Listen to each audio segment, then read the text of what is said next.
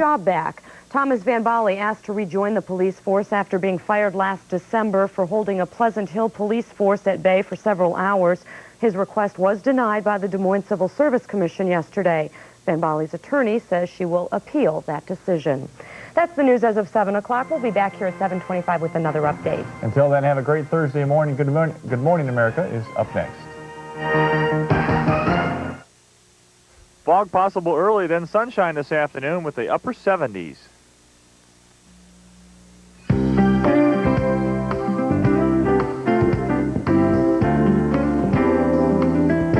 Well, good morning, America. I'm Charles Gibson, and for those of you just waking up and who couldn't stay up last night, it was Toronto again. Score was 2-1. They lead the series now 3-1. I'm Joan Lunden. It's Thursday, October 22nd. I'm awake. Are you? Yes. I had to throw that in, a little information. Did you stay up and watch? No. Oh. No, I mean, the games are decided about 3 o'clock in the morning Eastern time now. Oh, okay. All right, a lot of things. Americans are not only going to be electing a president and many other officials in 2 weeks, but in some places they will also be facing some tough and even emotional issues on the ballot. One such place is California, where voters will consider a proposition which, if passed, would allow doctors to aid in suicide. So this morning we will have our own debate of the so-called Death with Dignity Act. Spencer?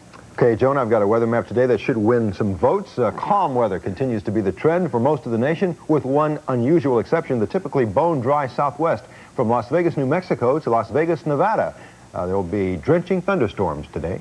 Las Vegas, New Mexico? Mm-hmm. There is one. There was such a place. Now, of course, I'll hear from them. Also, if you happen to be watching the presidential debate on Monday, you heard Ross Perot then accuse the government of wrecking the airline industry. Why did he mean, or what did he mean by that? Well, we're going to ask 2 people whose job it is to monitor that industry. And later this morning, in our continuing series of extended conversation with candidates' wives, Tipper Gore will be here. But we go first to the news, and leading the news at this hour, America's relationship with Vietnam. Mike Schneider has that story on the news of the day. Mike? The Vietnam War is once again making headlines. The legacy has come up, of course, many times during this presidential campaign, but there is a report this morning that the Bush administration is moving to normalize relations with Vietnam. Today's Los Angeles Times says a first step could come within days, perhaps the lifting of the trade embargo that's been in effect since the end of that war.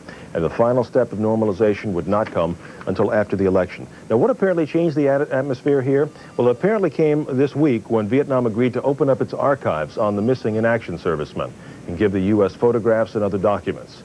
Retired Army General John Vesey helped to work out that agreement. Yesterday, he briefed the acting Secretary of State, Lawrence Eagleburger. Vesey meets tomorrow with President Bush. Meantime, one photograph Vietnam has turned over reportedly has ended a very long wait for one MIA family in Kentucky.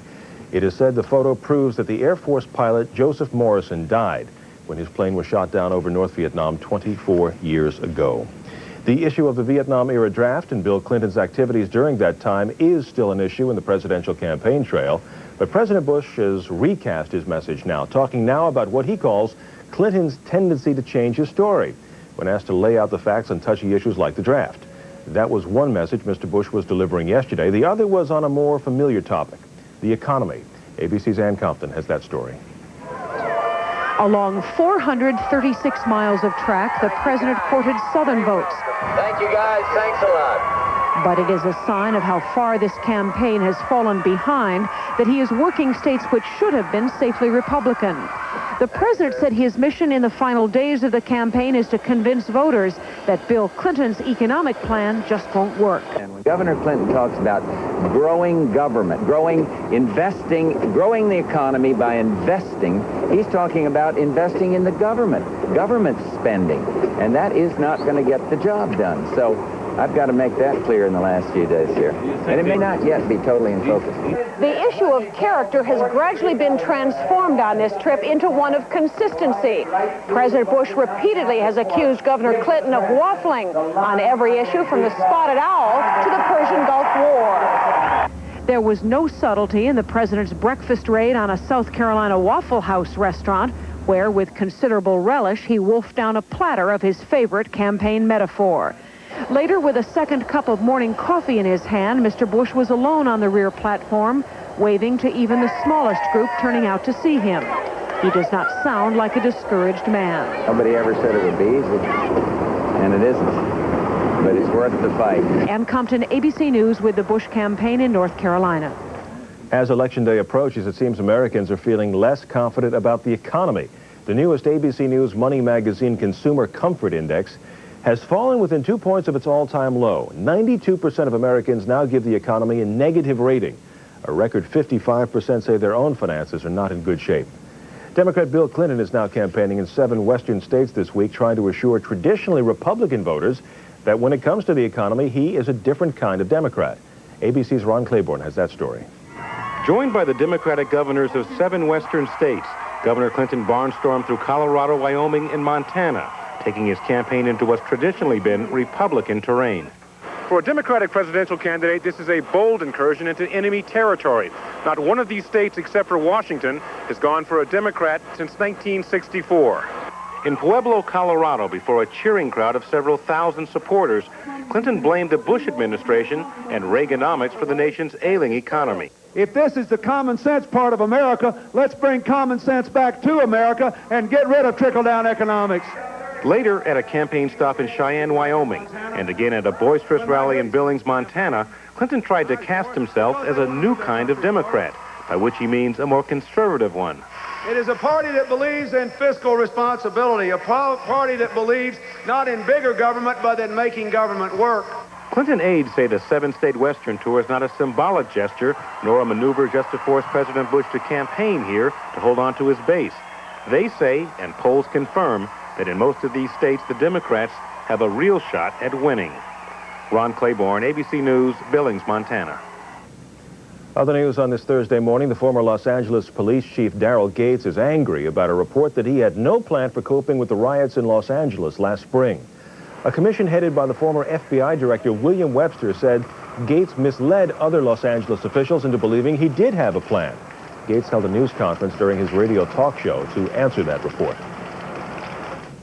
Clearly, that night we should have gone down there and shot a few people. That's in retrospect, that's exactly what we should have done. We should have blown a few heads off, and maybe your television cameras would have seen that. Maybe that would have been broadcast. Maybe, just maybe, that would have stopped everything. I don't know, but certainly we had legal right to do that. The new Los Angeles police chief, Willie Williams, says that city still has no complete plan for dealing with a crisis like the riots, but he says there will be one as he continues to reorganize the LAPD. Right now we're going to show you a picture, and when you take a look at it, you may think it's one of those mirrored balls from an ancient disco. Well, it's actually a satellite. The satellite that the Space Shuttle Columbia will launch after it lifts off today. The satellite is to keep track of the Earth's continents. Scientists hope that it'll help them predict earthquakes by seeing how the continents shift around. No real shifting in the World Series right now. The Blue Jays are proving that there is no place like home when it comes to winning. They beat the Atlanta Braves 2-1 last night. It's their 2nd straight win at home in the Sky Dome. Toronto got only 6 hits in all, but made them all count, like this one by Devon White in the 7th inning.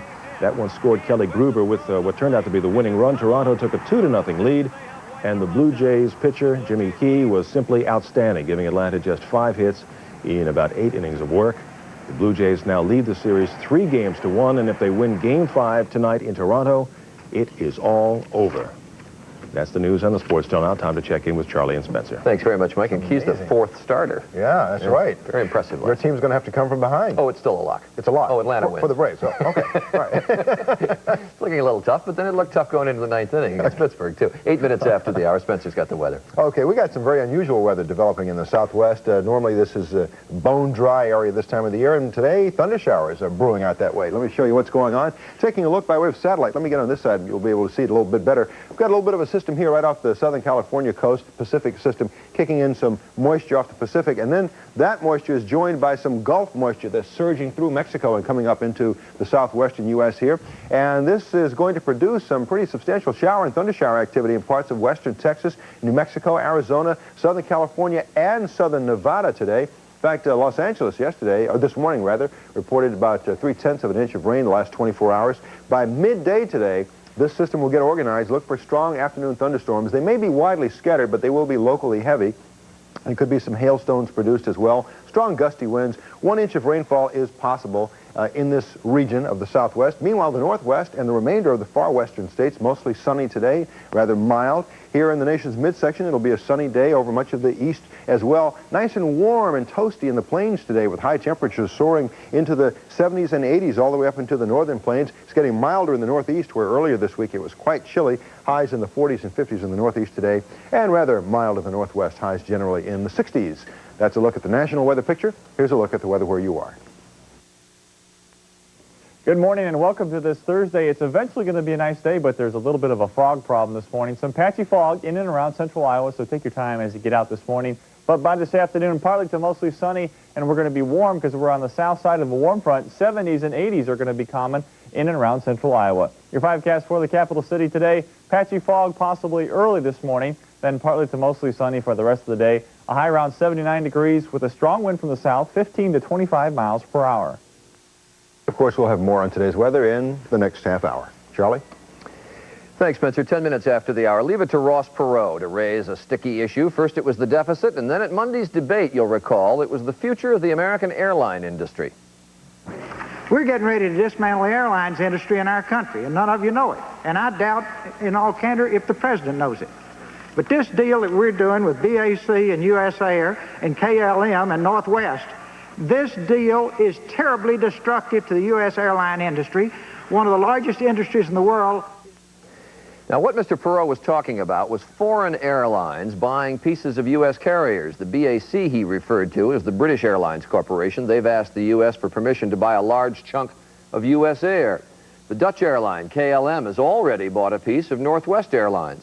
And so this morning we're going to take a look at exactly what's at stake in these deals and how it might affect consumers. Joining us, Timothy Petty, an airline industry analyst, and with us from station WFAA in Dallas is Robert Crandall, the chairman of American Airlines. And good to see you both again. Mr. Crandall, let me start with you. Why are you so concerned about this? Well, Charlie, this is a trade issue. We think that it's just fine for foreign airlines to be permitted to buy into the U.S. airline industry if U.S. airlines have an equal opportunity to compete by flying in markets where those foreign airlines fly. You have to keep this in mind. The United States represents about 45% of all the world's aviation market.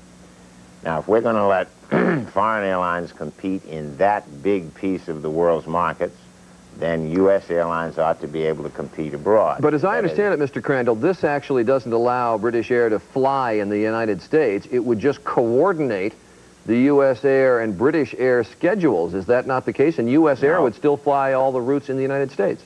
No, Charlie, that simply isn't right.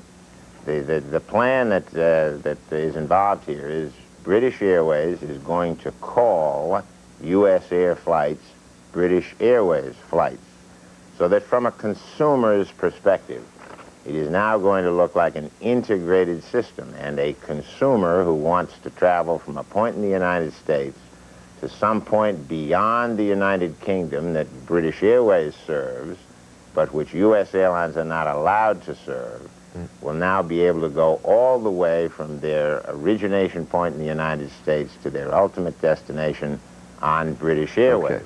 Timothy Petty, I gather you're not so concerned about these deals. Well, Charlie, my primary concern is the state of the industry, and the airline industry is in serious, serious trouble. There's a capital crisis. There's a capital shortage. The Gulf War, the economy, the fare wars this year have resulted in billions of dollars of losses for the industry and for investors, whether they be banks, insurance companies, leasing companies, mutual fund companies. But I heard the head of U.S. Air say we're in pretty good shape. Well, why are you so concerned about this infusion of British Air capital into their airline? Well, because I don't see U.S. Air or any other U.S. airline having enough capital. They need access to capital. Here's British Airways with up to $1 billion in capital, and if they want to put $1 billion into U.S. Air, I would think that other airlines around the world would put billions into American and United. But Mr. Crandall says, look, they're going to be able to fly routes in the United States, and we can't reciprocate by flying routes in Europe. Well, the code-sharing relationships have been out there for some time, and in fact, there are code-share relationships that American or Delta or United have with other carriers around the world. Mr. Crandall's right. It is a trade issue. There's something of a trade war going on here, and it's not unlike the automotive industry where the U.S. was concerned about our access to the Japanese market. The tables are turned here a little bit. The Europeans are saying they want access to the U.S. domestic market, which is 40–45% of the U.S., and they want to buy in to do it. And I'm in favor of that capital. We need that capital. Mr. Crandall, you say it's a trade issue. I thought Ross Perot also saw it as a jobs issue, worrying that if British Air had a piece of U.S. Air, that they might dictate that European planes be bought and that the Boeings and the McDonnell Douglases, et cetera, could be badly hurt and we'd lose jobs. Charlie, let me tell you what the jobs issue is. American Airlines employs about 100,000 people, most of them right here in the United States. If we're not allowed to compete with British Airways and KLM and foreign flag carriers, if foreign flag carriers are allowed to compete in the United States and our company cannot compete abroad on equal terms, then the long-term outlook for those people who work for American Airlines is pretty poor. I think this is a fair trade issue. Tim mentioned the automotive industry. We certainly haven't done much of a job of giving our automobile companies a fair chance. We haven't done a good job of giving our aviation companies a fair chance. It is time to say, yes, by all means, bring us your investment dollars, but let's not do an unfair trade deal in order to get investment dollars into the United States. Final word, Tim. I know this deal is pending. Is the expectation it's going to go through between British Air and U.S. Air? It's really a tough call, Charlie. It is in the political arena now, as Mr. Everything's in the political arena now. Mr. Perot noted. I suspect that there'll be at least some form of approval. There may be some modifications to it, but I suspect we're going to see global investments in the U.S. industry. Timothy Petty, Robert Crandall, good to have you both with us. Appreciate your coming here Thank this morning. 16 minutes after the hour. Should the voters decide if doctors may assist in suicides? Discuss that when Good Morning America continues.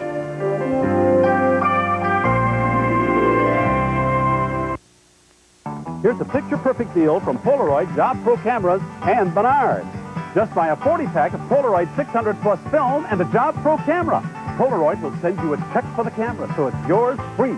And give your home the look that gets looks with Dutch Boy Dirt Fighter paint. Flat, satin, and semi-gloss finishes are on sale. Latex flat is just $9.88 a gallon. Paint with a name you know, Dutch Boy from Menards. Save big money at Menards. The key to the success of any business is people. People like John Cody, award-winning professional designer at Artist Furniture. John can show you Artist's selection of leather sofas, chairs, and ottomans by Leathercraft. Their comfort and beauty will actually improve with age. The entire staff at Artist is made up of well-trained, dedicated people in every department. And if you think Artist is too expensive, it just isn't so.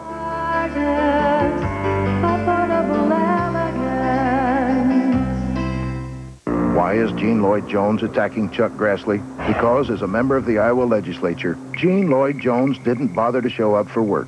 The Legislative Journal shows that since 1981, Lloyd Jones has missed 621 votes, one of the worst attendance records in the legislature. Chuck Grassley works hard for Iowa every day. He has the best attendance record of any Iowa senator ever elected, and you'll still find him in every county, every year. Chuck Grassley, he gets the job done for Iowa. Read my lips. Jefferson Auto Plaza going to bring you and your new car together. We're not like the politicians. We're for real. We sell for less, and we're a small-town dealer with low overhead and great prices. For example, we've got this 1983 LeSabre on special for only $82 a month, or this 1984 Sierra Cutlass for only $126 a month. Bring your title and checkbook to the Jefferson Auto Plaza located next to the Redwood Motel on Highway 30, or give us a call at 515-386-8175.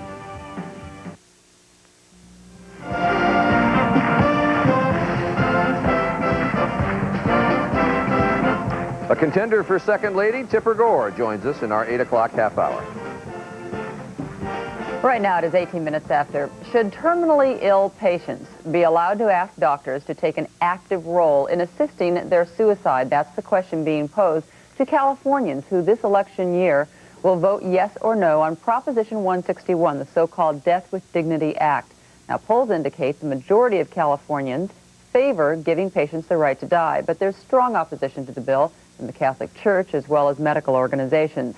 Joining us this morning is Dr. Gail Catterhagen. He is the director of the Cancer Center at St. Joseph Medical Center. He opposes Proposition 161. And also with us is Robert Risley, attorney and co-author of the measure. They both join us this morning from Los Angeles. Dr. Catterhagen, if this law passes, mentally competent persons diagnosed as having less than 6 months to live can have their doctor help them in a suicide as a, quote, painless, humane, and dignified manner in which to die. What are your objections? Well, Joan, it's not so much my objections. At the latest count yesterday, there's approximately 110 or more organizations from across the state that are against this measure. Not against it in regards to the concept of physician-assisted suicide or physician-assisted death, but they're against it because it's bad law. It'll lead to all sorts of problems. Now, diverse organizations, California Medical, California Nurses, AIDS Project Los Angeles, the AIDS Foundation in San Francisco, a wide group of people made up of diverse political, ethnic, and certainly religious backgrounds, and also every major newspaper in the state has come out against this measure. So that we get it out, though, in the time that we have here, can you go through some of the things you say it's bad law, some of the things that are wrong with it? Well, these organizations and these newspapers say it's bad law, there's inadequate protection for the patient and the family, there's lack of distinct language that would specify the type of physician that's involved in it, the language is not tight enough in regards to the witness protection, there's no residency clause, there is nothing in there in regards to the definition of mental competency. There's nothing that specifies that the patient should undergo psychiatric or psychological evaluation. Many of these patients, particularly cancer patients, are depressed at the time of diagnosis. They're vulnerable, they're susceptible, they're unable to make good decisions. I know personally, I was diagnosed with cancer last summer, and I went through a period of depression. I was not able to make good decisions. I was vulnerable. For all of these and many more reasons, which hopefully we'll have time to discuss. Yeah, Mr. Rissler, let me take some of these one at a time. About no language in the bill for physicians' credentials. How do you protect from abuse? Well, I think that there are a number of protections against abuse in this measure. I'm not quite sure what abuses are focused on. I think the principal abuse is that somebody's life may be taken against their wishes, and of course this would be intolerable. That kind of abuse might have to be addressed by the criminal justice system, but there are special built-in protections against abuse. First of all, a patient must sign a written directive which is witnessed by disinterested witnesses in advance of the terminal condition.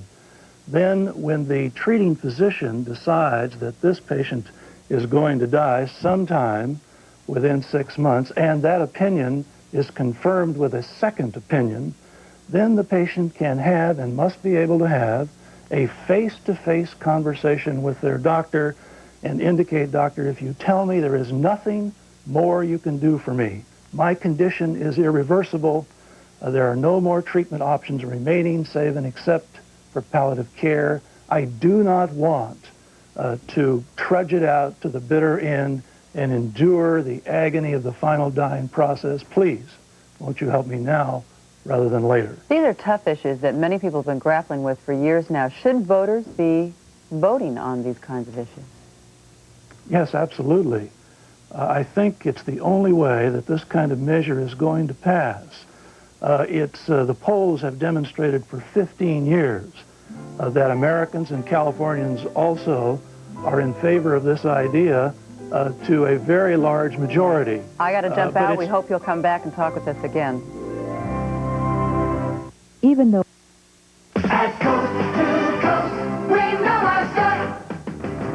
Coast to Coast keeps the primetime bargains coming your way. Right now, this 12-ounce can of Great Stuff foam sealant is just $3.99. Seal it up tight around windows and doors and save on heat bills. This foam sealant has hundreds of uses, great for the house or car, and it's just $3.99. The October primetime bargains are waiting for you at Coast to Coast, your nationally known, locally owned total hardware store.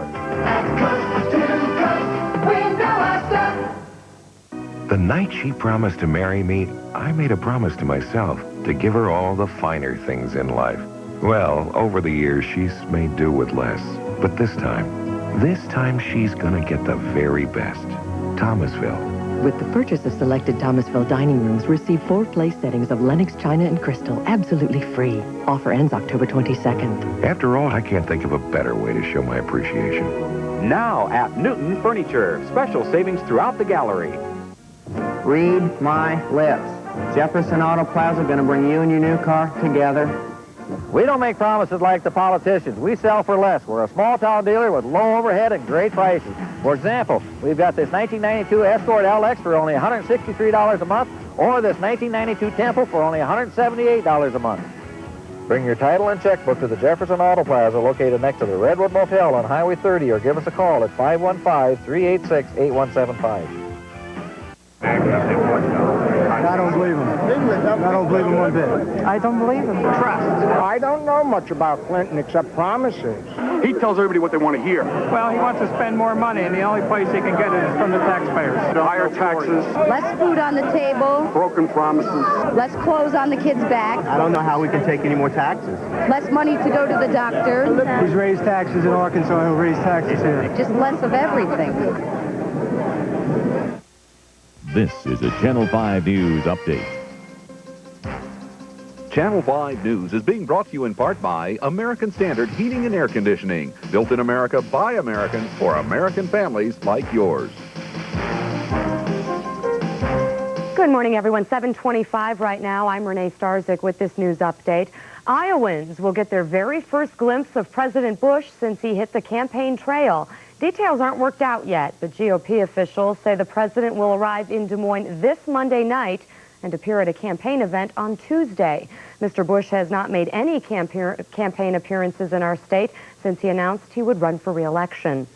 2 victims of an arson fire were buried yesterday. 9-year-old Christine Emmerich and her father, John, were laid to rest after an arson fire swept through their apartment building. Channel 5's Sonia Heidt-Susan attended the funeral and has the story of a mother mourning the loss of her child.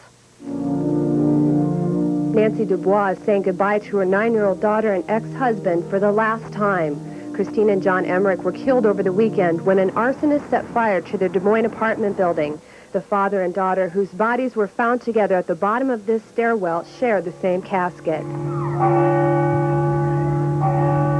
Dubois, who said the two would have wanted to be buried together, left the church with the support of friends. When we spoke with her last Monday, Dubois said she is angry that an arsonist has taken the life of her child and former husband. And I don't feel it's right that my daughter and my ex-husband have to be the ones to die like this. Now Dubois is left to cope with the loss of her loved ones, a loss she says she shouldn't have to endure. There was not such a loving family as those two. My ex-husband took good care of that little girl. She's brought up in a Christian school, and she loved her daddy very much. In Fort Madison, Sonia Heidt-Susan, Channel 5 News. A Central Iowa woman whose son was kidnapped 10 years ago hopes she'll be able to find him. Noreen Gosch says she wants to talk more with this man, Paul Benashi. He was released from a Nebraska prison yesterday. Benashi claims he was present when Johnny Gosch was kidnapped a decade ago. Noreen says now that Benashi's out of jail, hopefully she'll learn more about her son's whereabouts. People say to me, don't you hate Paul? Don't you just want to kill him? And that was my first immediate reaction, yes, when I first heard all this. And it took me about 4 or 5 months to get that under control before I could go to the prison and talk to him one-to-one. Noreen Gosch says she's now concerned about Benashi's safety. He's claimed he received death threats while in prison because he was in contact with the Gosch family. Well, Dave's here right now, and the weather just keeps getting better. And not only better, but warmer. I'll have a warm forecast for you coming up right after this break. Take advantage now of rebates, 7% financing, and 5 years parts and labor free on American Standard high-efficiency heat pumps, add-on heat pumps, and furnaces. Call Northway's Conditioned Air for details on these offers, and be sure to ask about the American Standard heat pump, the machine that is 2 machines in one. It heats and cools your home. When you want quality, reliability, and high efficiency, ask for American Standard and Northway's Conditioned Air. American Standard, built to a higher standard. It's very comfortable out in central Iowa at this hour. Temperatures in and around 60 degrees in central Iowa. Des Moines does have 60, 57 in Ames. Clear skies in both cities. Winds are from the south at 8 miles per hour. The dew point is 57. Relative humidity 90%, and the pressure is 30.2 inches. and it is holding steady now. Around the region today, despite some fog problems early, possibly in central Iowa, just some patchy fog. The sun will be out later, breaking up that fog and the clouds. It's going to be a partly to mostly sunny day, and we're going to be in the warm area of the system. That means temperatures are going to be very nice, 70s and even some 80s across the central part of the state. For Des Moines, you can expect a little bit of patchy fog this morning.